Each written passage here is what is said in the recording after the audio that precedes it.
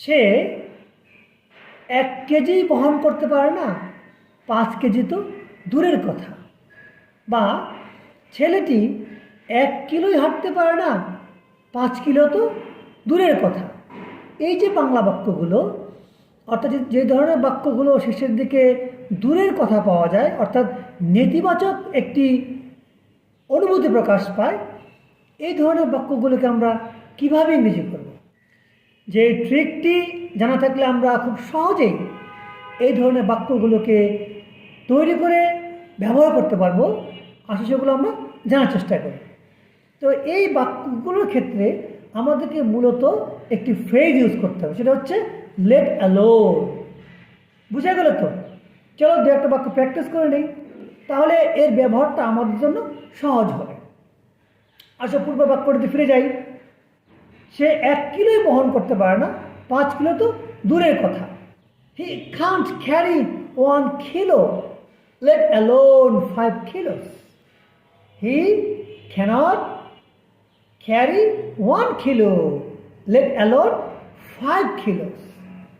আরেকটি বাক্য ছিল, ছেলেটি 1 মাইলই হাঁটতে পারে না, 5 মাইল তো দূরের কথা।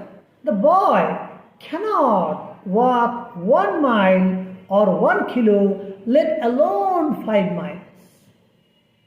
আসো আরও দু একটি বাক্য আমরা প্র্যাকটিস করে নিই। তুমি সাইকেল চালাতে পারো না, গাড়ি চালানো তো দূরের কথা। You can't ride a bicycle, let alone drive a কার।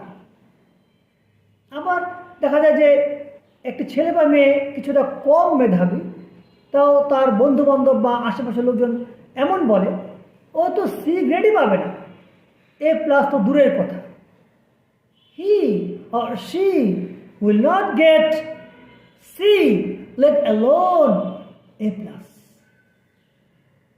নিশ্চয়ই বুঝতে পারলে যে এই বাক্যগুলোকে তৈরি করার জন্য আমাদেরকে লেট অ্যালোন নামক ফ্রেজটিকে বা দুটো বাক্যের মাঝখানে বসাতে হবে। তো এতক্ষণ যেই উদাহরণগুলো দিলাম আর যেভাবে বাক্যটি আমরা তৈরি করলাম, তোমরা প্র্যাকটিস করতে থাকো। ধীরে ধীরে তোমাদের এই বাক্যগুলো তৈরি সহজ হয়ে যাবে এবং তোমরা তোমাদের সেই বাক্যগুলো তোমাদের লিখনীতে এবং স্পোকেন উভয় জায়গায় ব্যবহার করতে পারবে।